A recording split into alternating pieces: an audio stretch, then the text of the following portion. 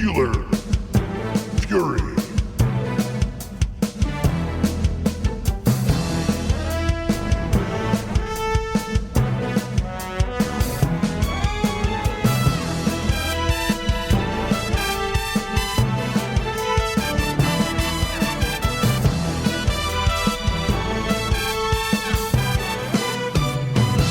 SteelerFury.com. Good evening, and welcome to another exciting edition of the Pittsburgh Steelers show on the SteelerFury.com podcast.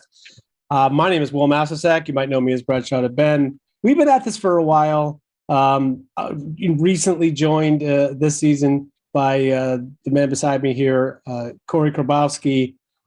And Kory, as you might know, is a draft aficionado after my own heart.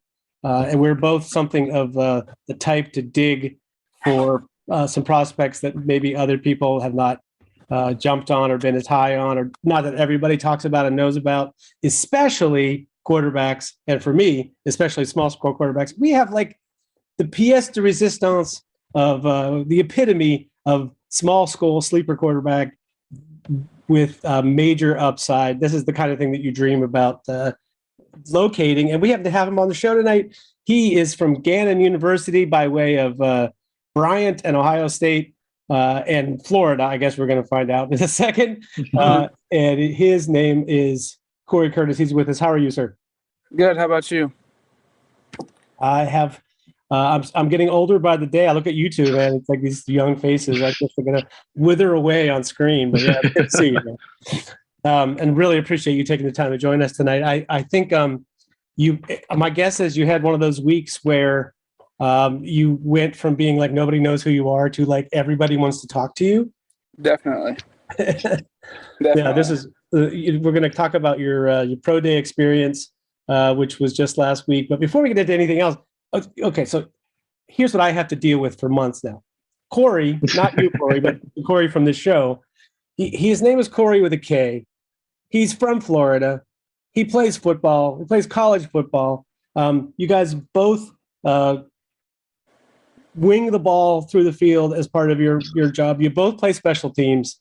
I'm like, I have to deal with the fact that I'm a multiple Kory situation. I think you guys probably ought to be friends, because the other thing is, I think he's the biggest Korey Curtis fan who exists in the world. I know you got parents and coaches and stuff, but he has been your biggest advocate for months and months and months. So with no further ado, I'm going to, Kory, you guys can bond about your Florida-ness or Korey-ness or something. So Wil has this thing called Draft a Team every year, and I was in on it for the first year last year. But the thing is, there's like 20 dudes. You got to draft a player for every position in the draft. So I'm sitting here, I'm digging through sleeper quarterbacks. I'm just going through like D2 passing yards. And I can't remember what game it was, but it was like one of the two games that you guys have on YouTube, Gannon, for 2022. Mm-hmm. And I'm like, holy shit, dude. Like, this dude's slinging it. This dude's throwing with real velocity. So then I just ended up diving down the rabbit hole. I ended up watching some one Bryant game that you played on YouTube. Oh man, I'm digging deep. Yeah. And I'm like, you watched the Ohio State spring game. I'm just okay. I texted Wil. I'm like, Wil, you got to check this dude out. This is he can really throw the ball. I haven't seen, you look on Twitter, you check latest, see if anyone's talking at all. Nothing except for your school page. So I'm glad that you're starting to now get some recognition, because it was apparent on film. You could really play. Thank you. I appreciate it. Yeah, it was frustrating for a little bit, but just kept the faith and just kept working hard and stuff like that. I appreciate that, though. So tell me, what was the first sign that you had? Let's go back a step. For people who aren't familiar with your story, I know there have been other outlets and other places where you've gotten a chance to tell your backstory a little bit, but you were actually pretty well recruited out of high school, but you didn't necessarily you didn't end up at a place with a big scholarship. Tell us a little bit about what was going through your mind. What did you see for yourself, and why did you make the decisions that you did? Okay, so out of high school, I had about 15 offers. I took my visits and everything like that. Went to North Carolina, went to WVU, went to USC. I went to a couple UCF before they were good. And I was out of visits, and then I was like, and then I got a call, and I was like, hey, you want to come on a visit? And I was like, from Ohio State, and I was like, sure, absolutely. Like, I got to meet Coach Meyer. He was I was like one of his biggest fans growing up. Him and Tim Tebow together. I was like, yeah, absolutely. So I go up there, and he was like, yeah, we're looking for like more of a pocket passer that can run a little bit. And one of the other guys, he's not really fitting the mold. He was an early enrollee, this, that, and the other. So then I was like, okay, well, so he told me to go home and pray about it. And he was one of the only coaches that told me to go home and pray about it. So I went home, prayed about it, felt good about it. And I let him know that I was going to go there. He like let me know. He was like, hey, like you can earn a scholarship. You can do this, that, and the other. So eventually I did, which was a blessing. Yeah, well, it's like not many people are going to like better themselves to go to one of the top programs in the country and try to jump over the pile of quarterbacks. And there were. It's not like there was nobody there, man. Tell people who were the quarterbacks in the room when you showed up. So when I got there, it was JT Barrett, and then Dwayne Haskins, Joe Burrow, and Tate Martell. Yeah, that's not too shabby. So when you looked around that room, I'll be honest, did you think to yourself, I'm better than these guys? So when I was looking at it, like on film, like I looked at it and I knew that I had just as strong as an arm as anybody. So when I got there, like I knew that I could be the guy that was in my class. I felt confident in myself, even though like he had all the recognition and everything like that. I knew that he went to a bigger school than I did. So it was one of those things that was like no one else believed in me, but basically me. Even like some of your own family won't believe in you, but it's like one of those things where it's like you got to bet on yourself. So my parents believed in me, and that's what mattered to me. So I went there and I was like, oh boy. But after my first day, I was comfortable. I fit right in. It was amazing. It was a good experience. Yeah. Do you so like what? Go ahead. What kind of impact does having like that caliber of guys around you early on as a freshman, like how do those guys being around you help you like develop your game, especially early on in there at Ohio State? Yeah, so really, like, my pops was like, he was like, yeah, go in there, and he's like, just don't, like, you don't know anything. Just go in there and act like, just take anything and everything from everybody. So, like, my big brother, when I got there, was Dwayne. He showed me the ropes of everything. I hung out with him almost every day as much as possible because I really didn't know anybody when I was there. And that's how I ended up building friends and stuff like that. So, like, with JT, I learned how to not anybody outwork me. From Dwayne, I learned, like, to lead by example, not necessarily by using your like vocal and everything like that. And then Joe learned like grit and being able to talk and speak in front of everybody. And so it was one of those things that like I just took a little bit of everything, a little bit of something from everybody. And they were all cool. They accepted me in right away, and they pushed me, and I pushed them too. Yeah. I don't even want to, I mean, I know I have a million questions to ask him, but just about that part of it, I don't want to get too hung up on your experience at Ohio State, but no, that's okay. Did you feel like, I know that you ended up leaving, but while you were there, did you feel like it was a good experience for you? You look back on it and think I needed this experience, or did you look at it like it wasn't exactly what you had hoped it would be? No, it was everything I hoped it would be. Coach Day turned me into the quarterback that I am today. I went in there thinking I knew football, and he totally changed my mind. Taught me his offense to where no one else knew it. And then Corey Dennis, which is the quarterback coach now, he stayed in with me and Tate for hours and hours and hours. So teaching us every intricacy of football that you wouldn't even think about. Like when I went there, I didn't even know what a 40-eye was, but now that I know, okay, it's like 4-eye from a linebacker. But like coming out of high school, I was like, you're talking craziness to me, but he taught me everything. So it was a good experience for sure. It's something that I don't regret at all. And just one more quick thing. You ended up staying in touch with the other guys in the quarterback room after that? Because, a lot of stuff happened, both great and bad for them. Yeah. So I talked to Dwayne pretty much all the time. He was my best friend. So that was tough. And then like we had like a group chat and everything like that. So we would talk periodically, especially like when Joe was about to play in the Super Bowl, we text like good luck and like talk like that. And like if there's anything going on in the world, like we talk in that as well. So just every once in a while, not every day, but we still stay in touch. Yeah. I mean, as Steelers fans, I mean, we're obviously Steelers oriented show. It's just a tough thing. It's a tough thing with any human being to lose someone like that who's has a lot of vitality in life, and that you just can't even imagine being close to someone when you have such a public thing like that. So I'm sure that was Mhm. Yeah, that was tough for sure. Because like you saw it everywhere, and you never got a break from it per se. But yeah, I had somebody that helped me along the way. Now she's my fiance. Oh, well, that's great. As it should be. I heard that you proposed on the field in senior day. Yeah. Senior day. So that's these are things that you get them right, you're in good shape. Yes, sir.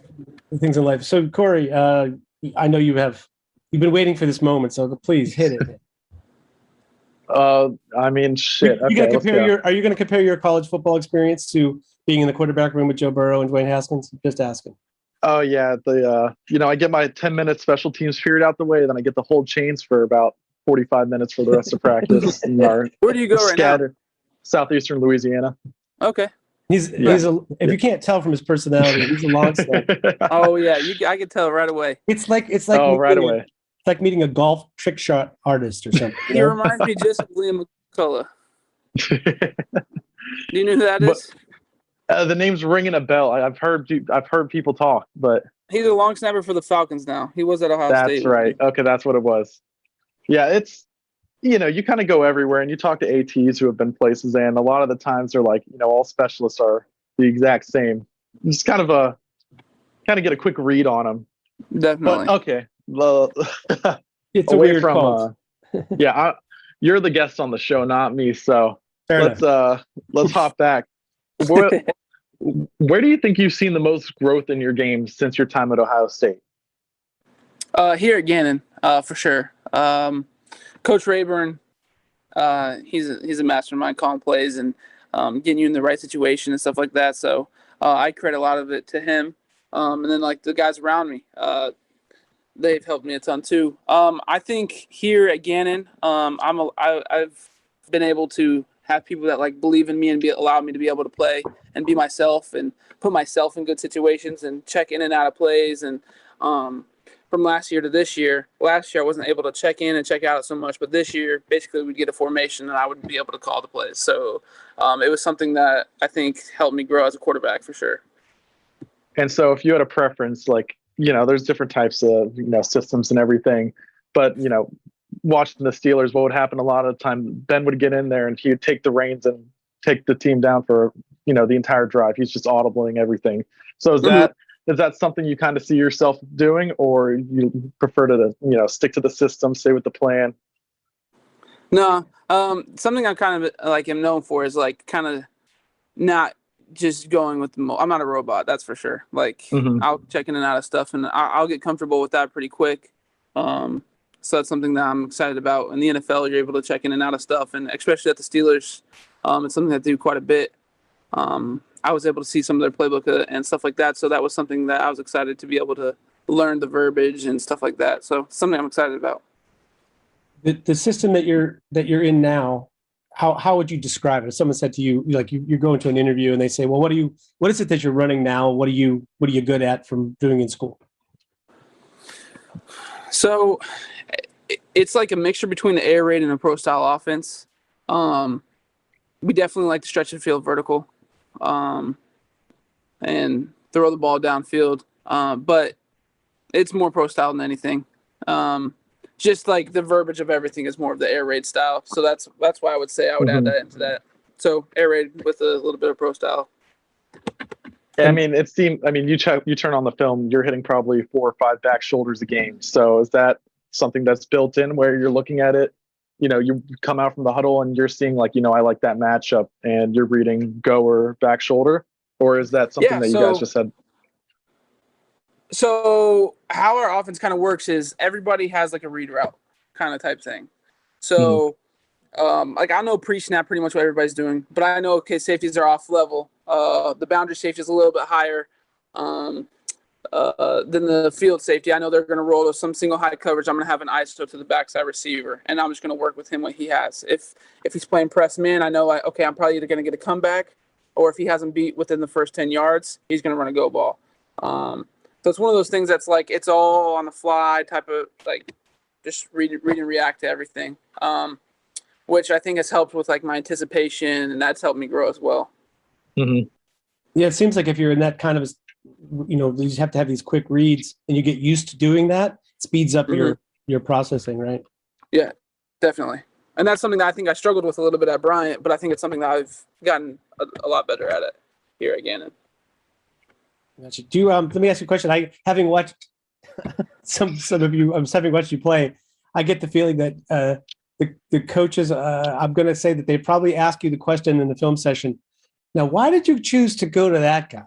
And I say that as a compliment, because it's kind of like an ordinary human being with an ordinary arm would look at certain throws and be like, yeah, I can't do, that's too hard.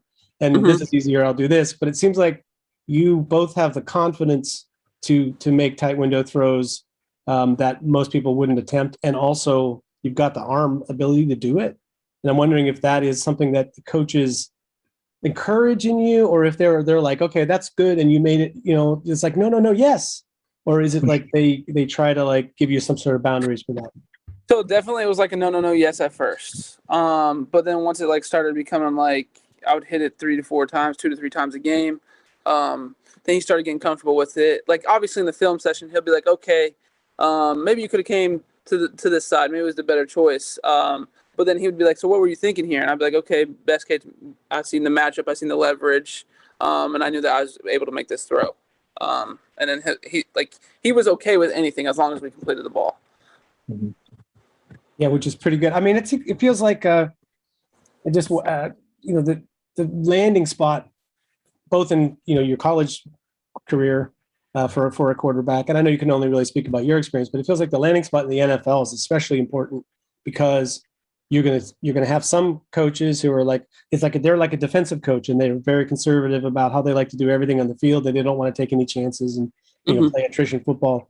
And then other coaching systems and staffs are like you just described. They're like, the only thing I care about is that you complete this pass, or we move the ball down the field and do what we're supposed to do and score.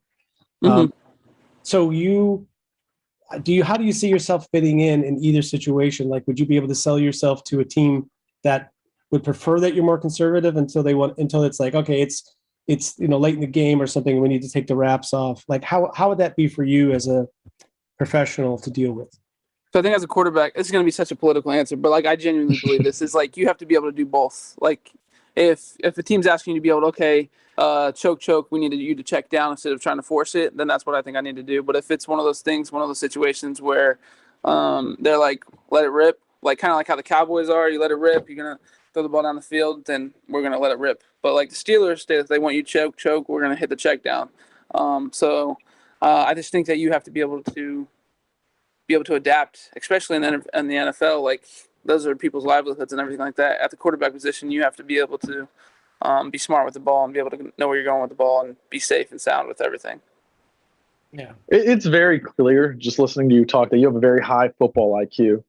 Is there a specific place you can attribute that to, or a specific coach from when you were young, or is it just hard work and grinding on film, grinding playbooks?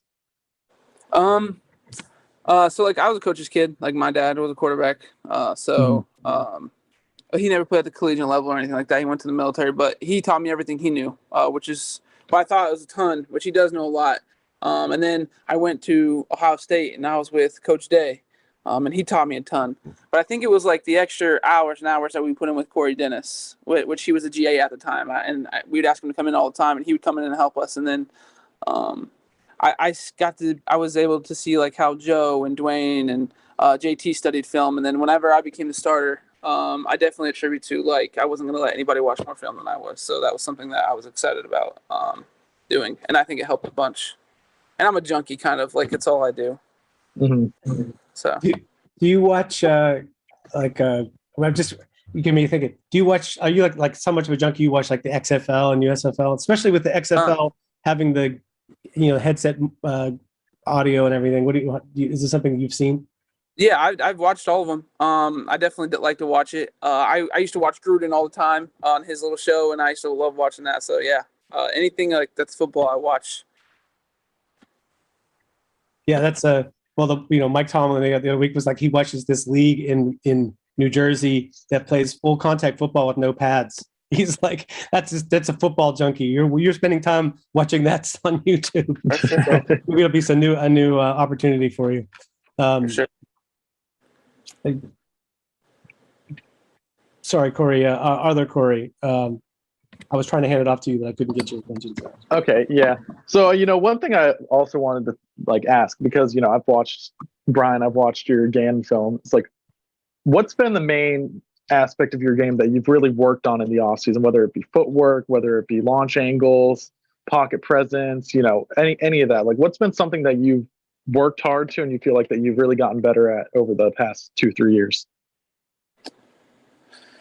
I just think the decision making and shortening up my stride, which helps me be able to get the ball out quicker. The Bryant offense was more like an RPO offense, so it's like something where I wasn't able to show off my arm or be able to be myself as much as I can at this offense. So I think just be able to make decisions quicker. I think I've definitely worked on that, and then genuinely trimming down. I think that's helped me a lot as well. Mm-hmm. We heard we saw written in print that you were at a weight that I don't think you maybe were ever at, but what's your weight and size currently? I'm 238 right now. Yeah, so okay, checks out. Don't know. Yeah, exactly. That sounds a little different than 260. But yeah. Here's the thing: if you can play football like Ben Roethlisberger at 260, have at it. But mm-hmm. But yeah, I played this season at 245, and something I'm known for here again is just I like to throw people off me. I like to run the ball hard. I like to hit, which is something I've been told that I can't do at the next level. So, so that's something I'm gonna have to change about myself. Yeah, well, they would like to keep you on the field for sure. And me too. Just quickly, Kory, you guys want to talk punting for a second, because this is another aspect. You're I guess a punter and a kicker, so you worked on special teams. Did you ever do long snapping? I'm just asking. No, not at all. I was shocked when I saw your punting average because, I play in the Southland in the FCS, and I think we had 2 punters in the whole conference that had a better punting average than you did at Gannon, except you're throwing the ball 30 times a game as well, and your touchback numbers weren't bad. We're like, is it actually something that you worked on and you actually take a little bit of pride in, because the numbers indicate that you're not bad at it? Thanks. Yeah. So, fun fact: we only really practice it on Thursdays for our Thursdays a little bit, and then Fridays during the walkthrough, and that's all the time that I was able to get through. But it's something that I think I can do. I've never had really a punting coach. I did at Ohio State. That's how I was able to travel and everything like that. But I haven't really had a coach since. So. You were nailing extra points too. That was something else that caught my eye. You check the stats page and you've got punting, you've got extra points, you've got the passing yards. It's accurate too. That's the thing. It's not like you're spraying them 3 for 7 or anything. You were 6 for 7, if my memory serves right. Or yeah, that's what I thought. Oh my God! Off the edge, or was it up the middle? It was off the edge. Oh, you got to get that off time a little quicker. I know it. I really shouldn't have kicked it. It was one of those things where it wasn't smooth. I really shouldn't have kicked it, but I did. I was trying to get it up. I didn't.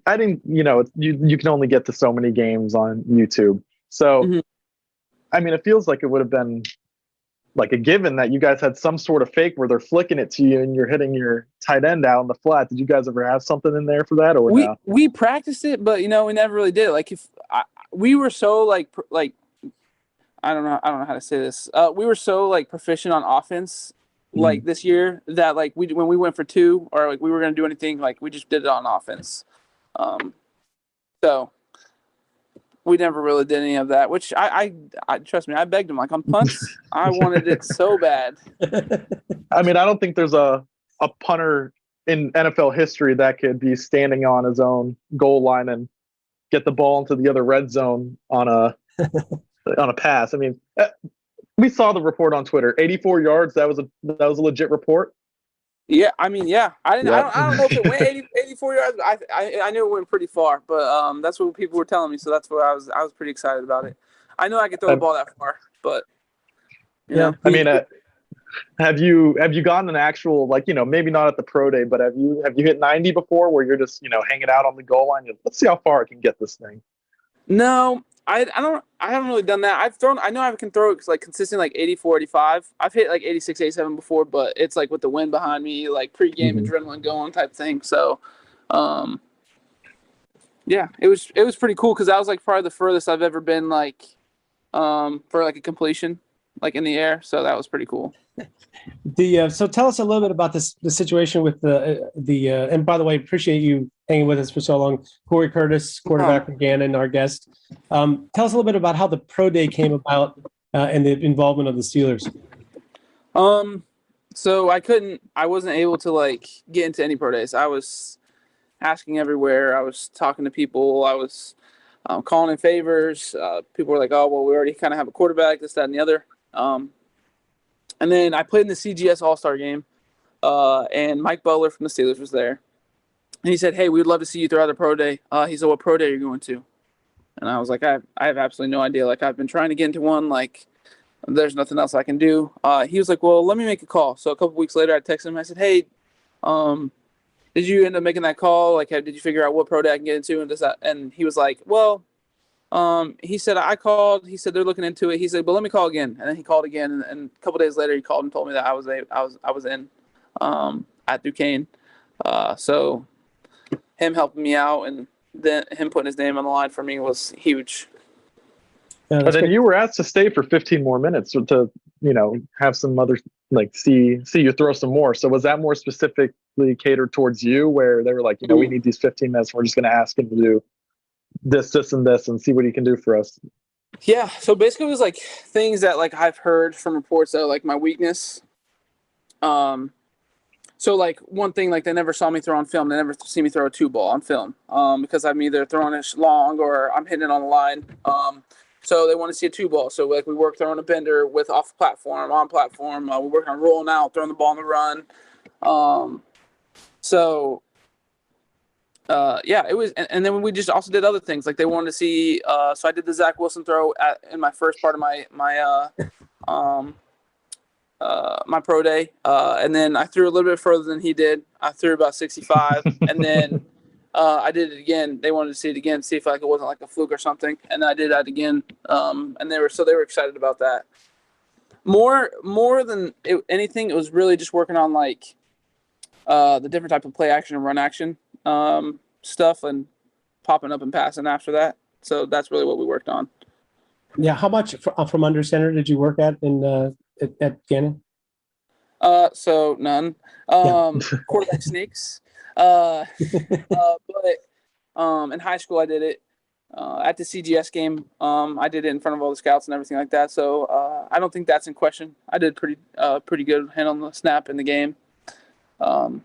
You do a good job of it in shotgun too. I saw on film, sometimes you don't get the cleanest snap ever, and you do a good job getting your feet back in line and getting balanced. Thank you. I appreciate it.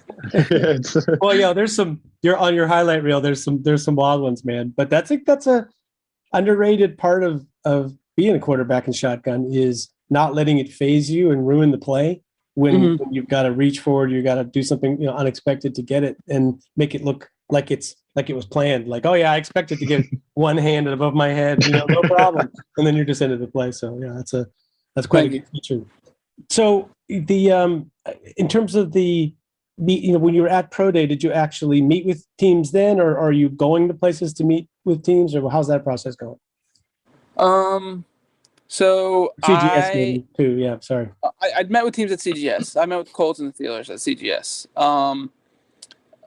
I met with them, with those teams that were I met with each individual team before, only a couple of them, and after I met with every team that was there. And then I did like my Wonderlic and everything like that there. And then I've gotten like phone calls. They've been calling my agent, and that's been ramping up pretty good. So that's something I'm excited about. That's great. If you had to rank the teams in terms of like pre-draft interests that you've had so far, what kind of teams would fall in line there? Political answer coming. Here we go.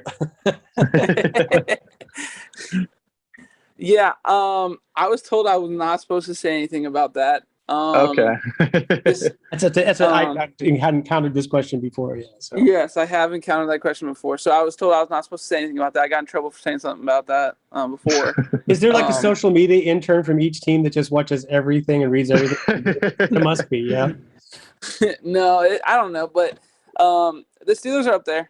Since it's a Steelers podcast, I could say something about it. The Steelers are up there, definitely. So they like me a lot, so that's something that I'm excited about for sure because it's not too far of a drive from here.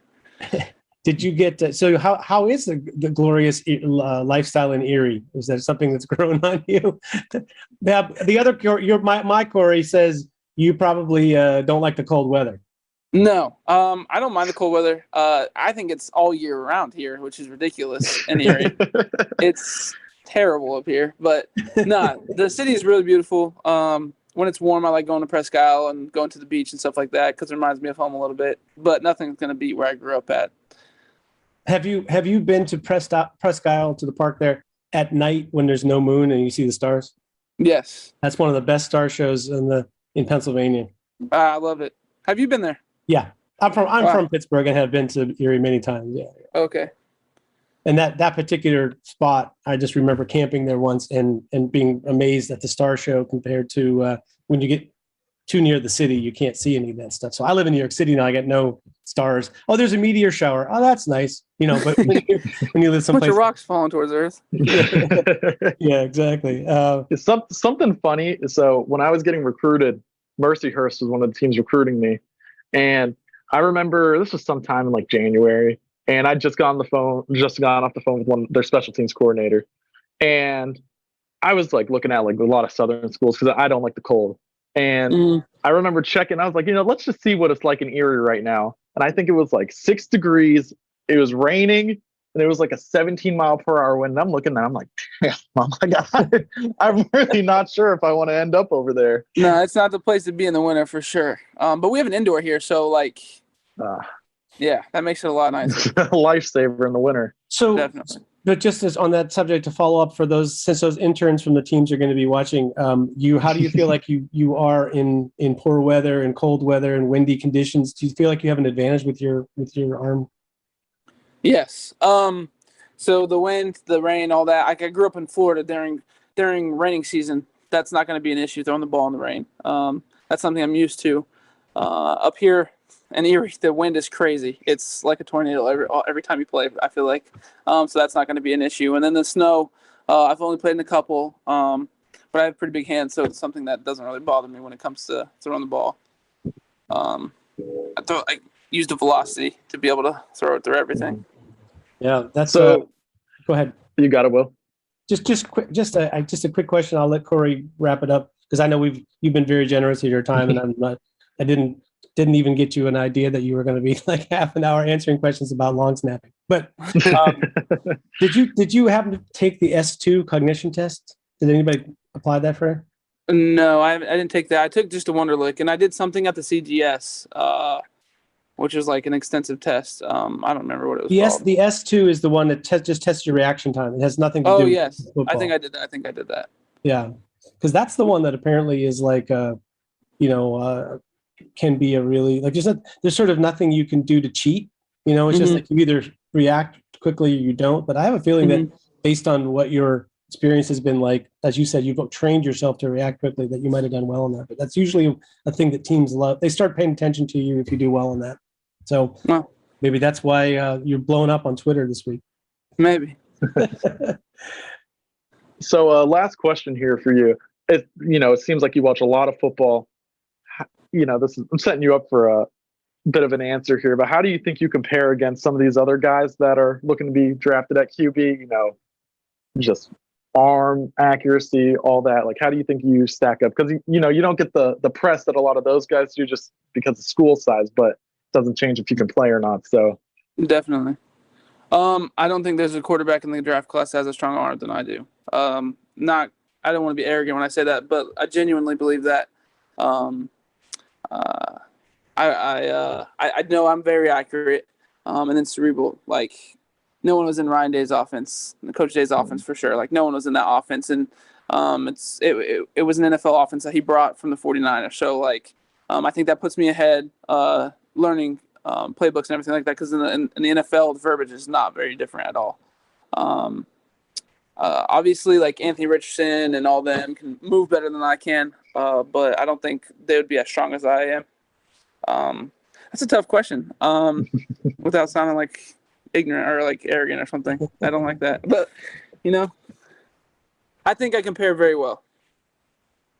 Yeah, I'd be hard pressed to think of an attribute that somebody would be like, well, yeah, he's great at these other things, but this one thing that's not really his thing or whatever. But it feels like you have a really, you have an impressive list of attributes, and your tape, is kind of amazing. It's not like you're like, oh, somebody looks at that, you're like, well, he's great, but he's a project. You look like somebody that can play ball, Thank you. So I hope there's some team out there. My last question for you is, if you had to, I'm sure you've done this, you imagine in your mind's eye, and without naming a team, describe the perfect landing situation for you. What would be the situation that you feel like gives you a chance to compete, to show what you can do, that you think long-term would be the best situation for you? Either somebody with like a starter that is getting older and can like teach me the ins and outs of the NFL, or an organization that needs a tough, hard-nosed quarterback that they're used to having. I think that they're willing to make mistakes, but also being able to be explosive and helping their team succeed and be better inside the locker room and off the field as well as on the field. Yeah, well, you are well on your way to handling the press conference after every practice and game. Like that's not an unimportant part about the job. It's like something you're going to become president of the United States in your town. Mm-hmm.